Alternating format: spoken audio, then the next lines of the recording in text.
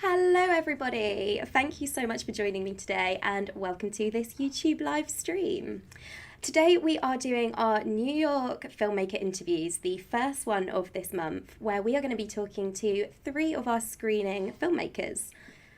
New York Liftoff Film Festival has been running now since the beginning of the month, and it has been fantastic. We have had so many of you engaging in all the pages that you can see in those posters there. Fantastic. We've had so many votes rolling in. We've got hundreds of you on each of those programs engaging in the fantastic collection of shorts. It's been so exciting. And we have chosen three of our filmmakers today who have been really engaging with us from our launch videos, talking about each other's work, engaging in our members group. So we're going to talk to them today about their filmmaking aspirations, sort of where they see their careers going, the things that they sort of feel are within their control and outside of their control, and then what they sort of hope their careers are going to look like 5-10 years from now. We've really seen recently that these are the sorts of questions that massively help all of our network. We certainly learn so much from hearing different experiences from all sorts of different filmmakers in different geographical locations and at different levels of their career. We've been doing career road mapping sessions on this YouTube channel for several weeks now, and it's just been fantastic. So we thought we would migrate that system over specifically for promoting New York screening filmmakers. So I think from now that's enough for me. And without further ado, want to introduce you to our three filmmakers this week. So here we go. We have Gwen here, we have Foster and Fauzi. Guys, would you like to one at a time introduce yourselves, just your name, the role in your film, and which film is currently screening with us? Gwen, if we start with you. Sure. My name is Gwen Hewlett, and I wrote and executive produced Como Se Dice, which is a short in the trendsetter category. I've written for several years, and as I say, I executive produced Como Se Dice, worked with a really great team, producer, director, and cinematographer, and a crew down in Memphis. And I feel very fortunate to have been able to see my writing become a reality. Amazing. It's nice to have a screenwriter with us. We speak to lots of directors, but we have all sorts of people as part of our network, from screenwriters to directors, producers, actors. So it'll be really nice to hear things from your perspective. So thank you so much. Hi, Foster. Foster, would you like to introduce yourself? Me? Yes. Hi. My name is Foster Solomon. I'm the writer and director of Hawks Ridge, which is a drama in the Trendsetters Features category. It's a drama about a grieving black ex-pastor who ponders whether to save the life of the white man that killed his wife. And this has been very, very exciting, and thank you so much for having me. Thank you so much. And Fauzi, sorry I jumped that on you. I switched you guys around in the end, didn't I? Because you've appeared in a different order on the screen. Yeah, right. Malleable. Yeah, it's an honor to be here. My name is Fauzi Abdelsamad, and I was the writer and director of Catching Up, which is a short film in the Newcomers Short 1 category.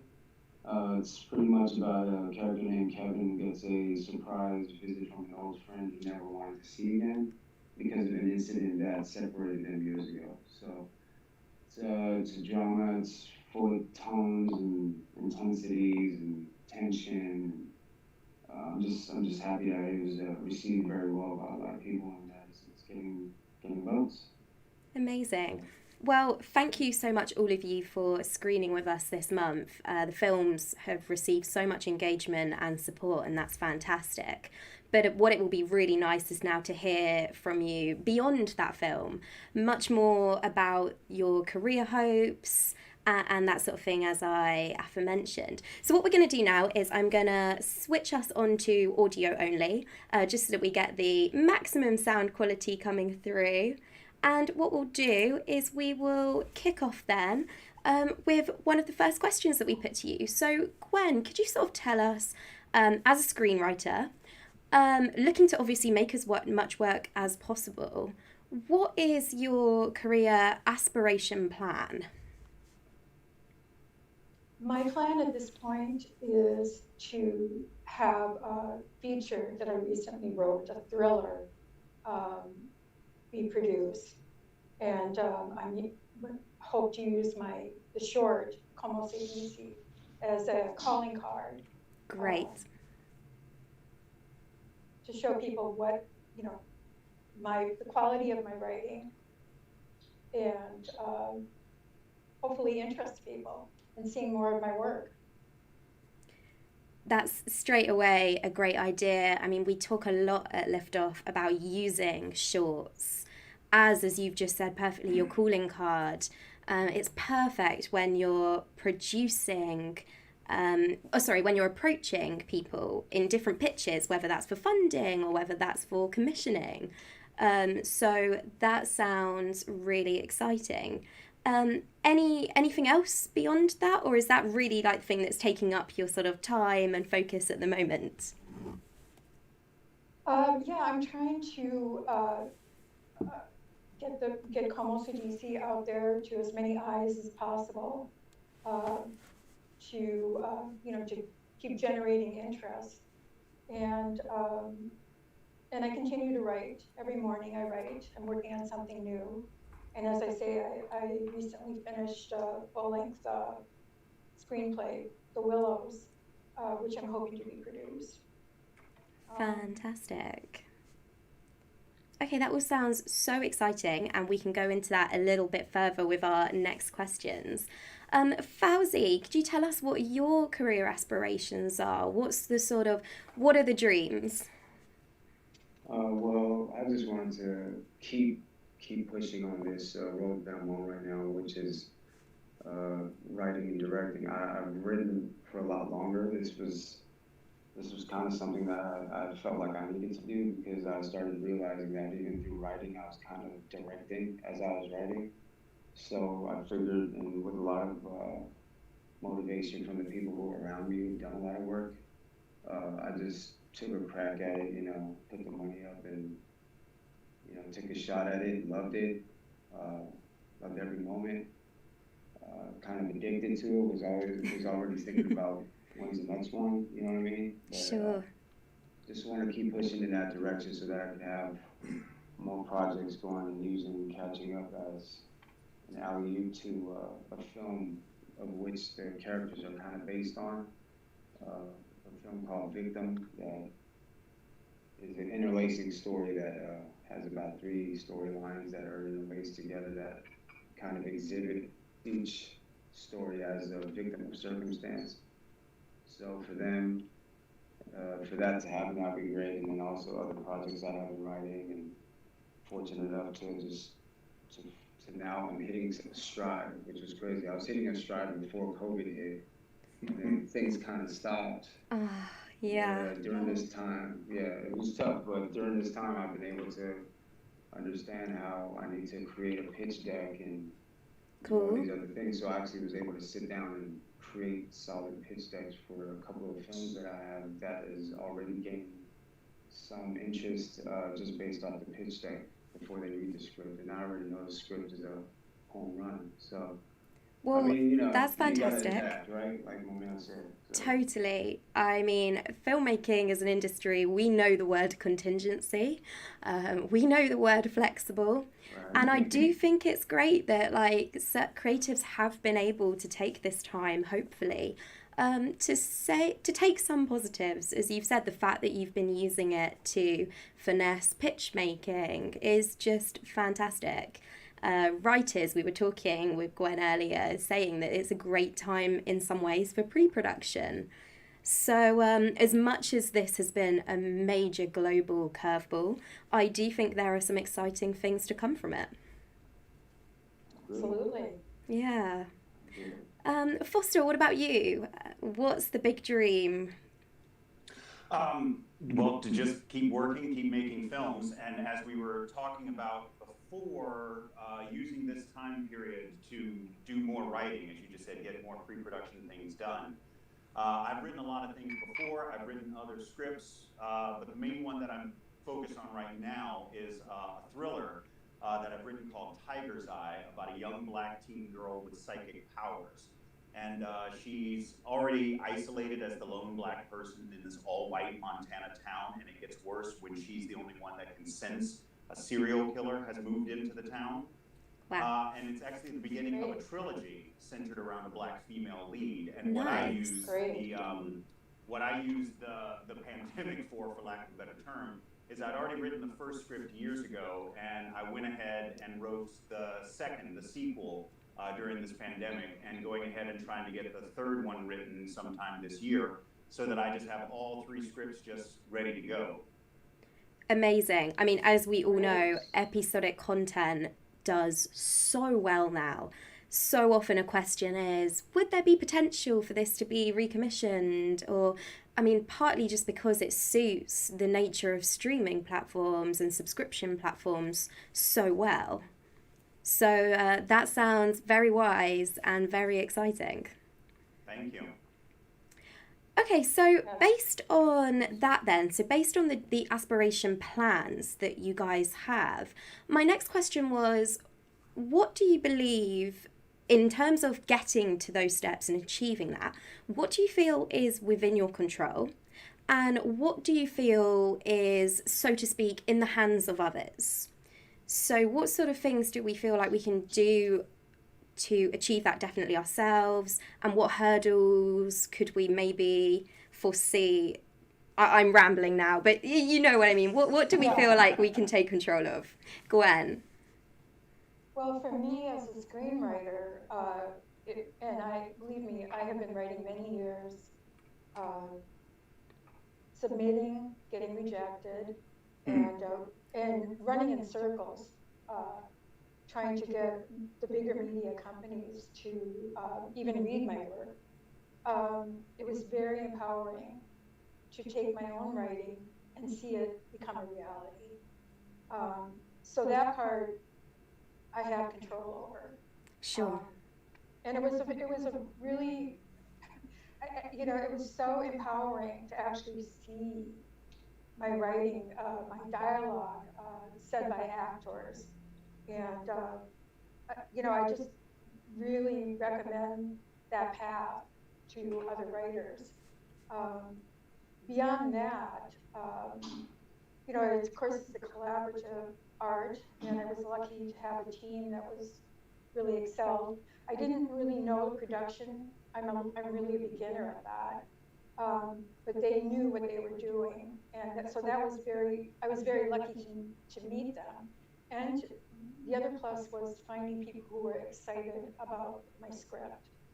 So when you say you were lucky to meet these people, could you elaborate on that? How did you come across this? How did you take yourself to the next level of the production?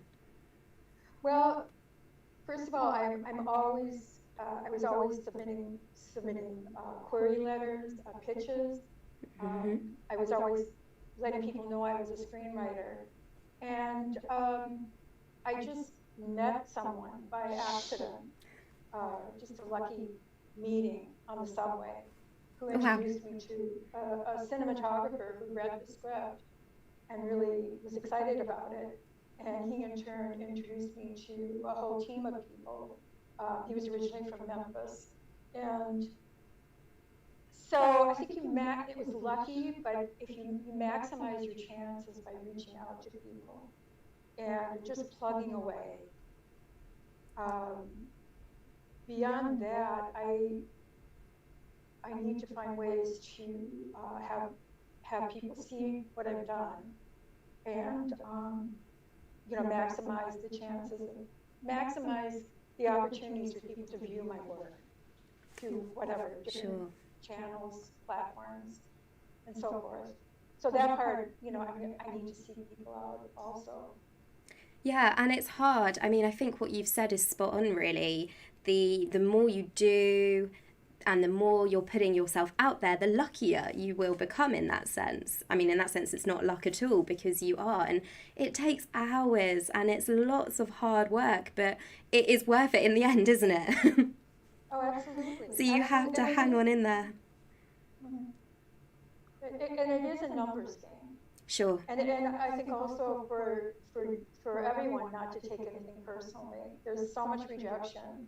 And a lot of times it's nothing to do with the quality of the work. It's a marketing decision. Completely. I think that's a great point. I mean, all of the creative industries, and we've all heard the famous stories of multiple rejections and then huge success.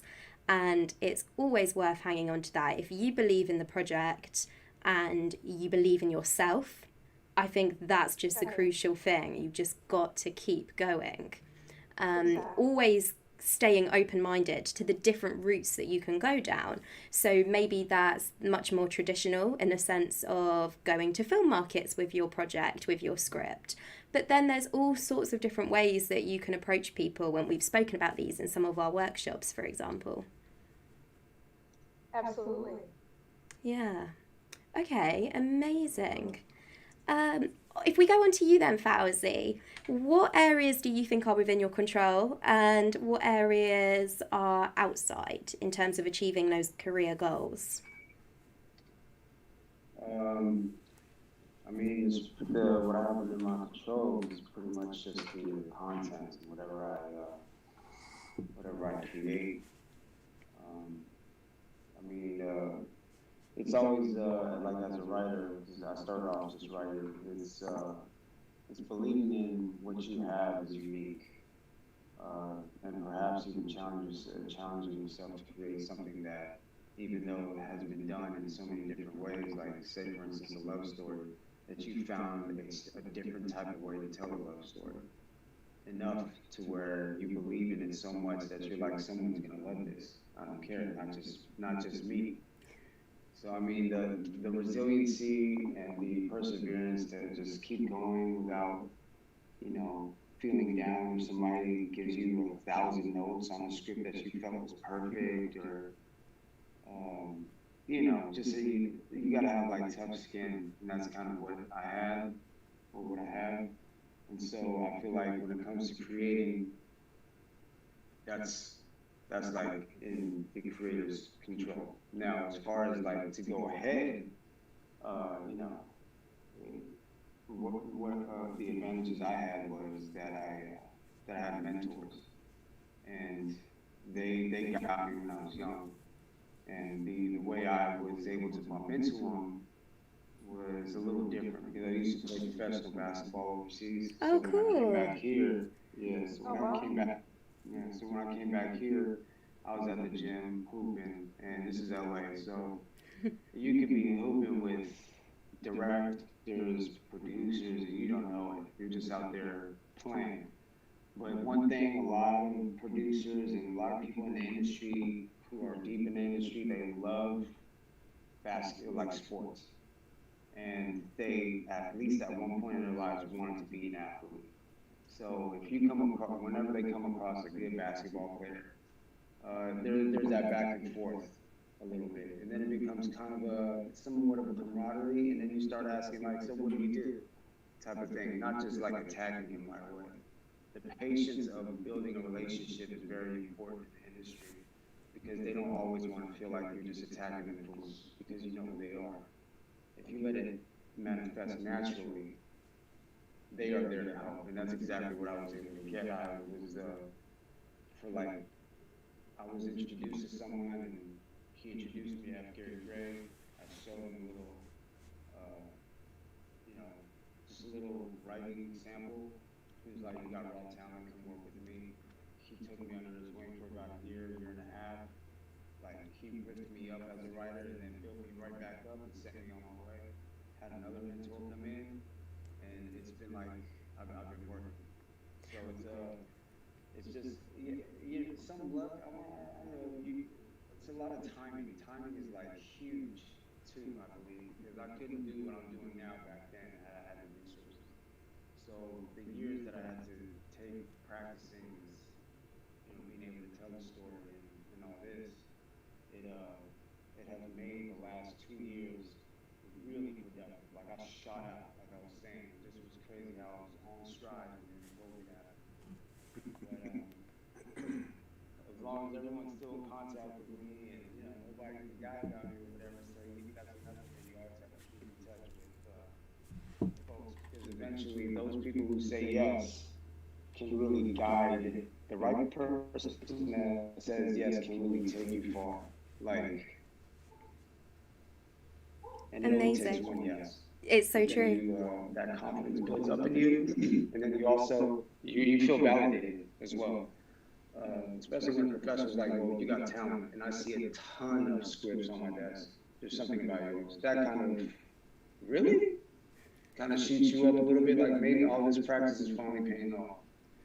So yeah, I almost want to say it's like half and half. Or at least in my experience, it was kind of 50-50. I always have to be prepared for that person if they ever came through and asked, hey, what do you do? And here's my script, and they just, we go from there, I agree. I mean, I love the anecdote of hanging around in the basketball courts because, that's one of the things I've taken from that. I'm 5'2". I don't think it would work with me, but I could hang out on the side.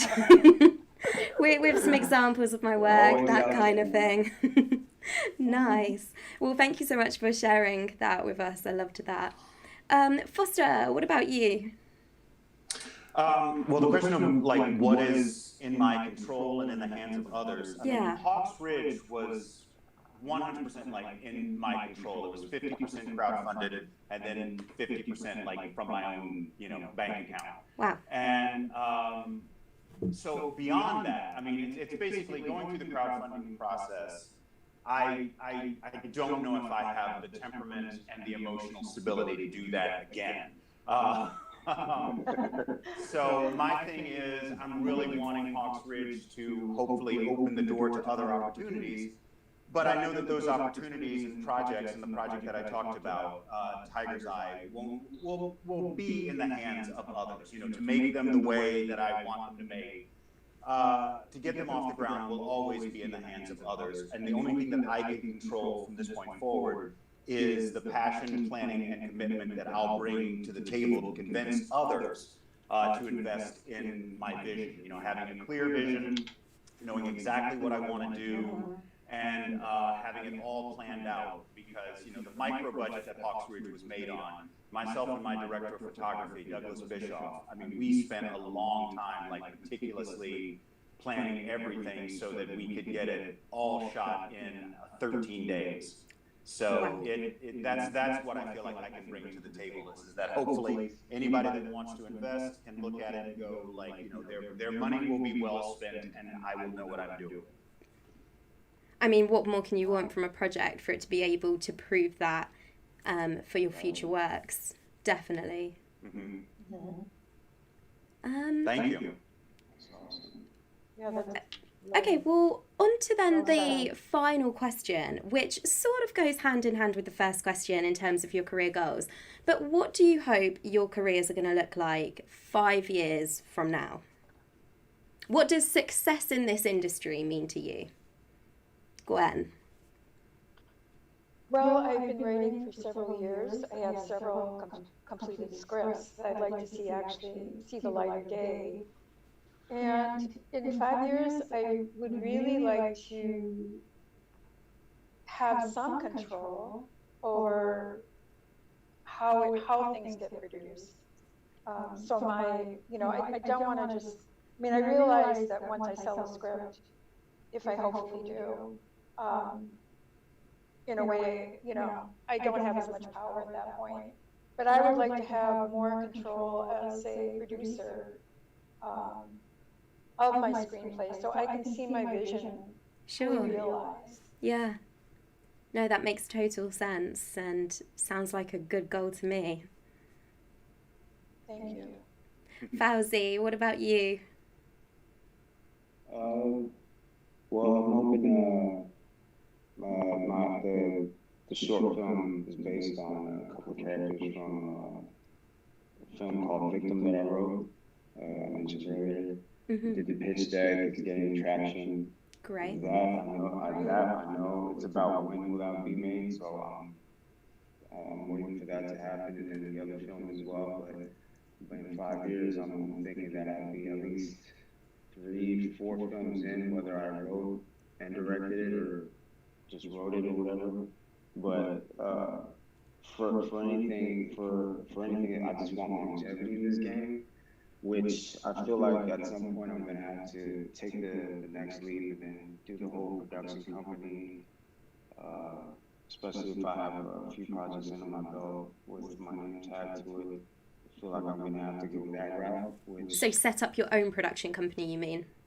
Yeah. Cool. I've Okay. seen a couple of people, my friends of mine, do it, and Yep. it's just the freedom of being able to make what you want, find what you feel is captivating, and you're like, yo, I want to make a film, and then figure it all out from there. And I have a solid team around me that can make that possible. So that's probably a leap I'll take in the future, but in 5 years I can see myself a few projects in, and probably with a production company. Great. Well, we can't wait to see how this all develops.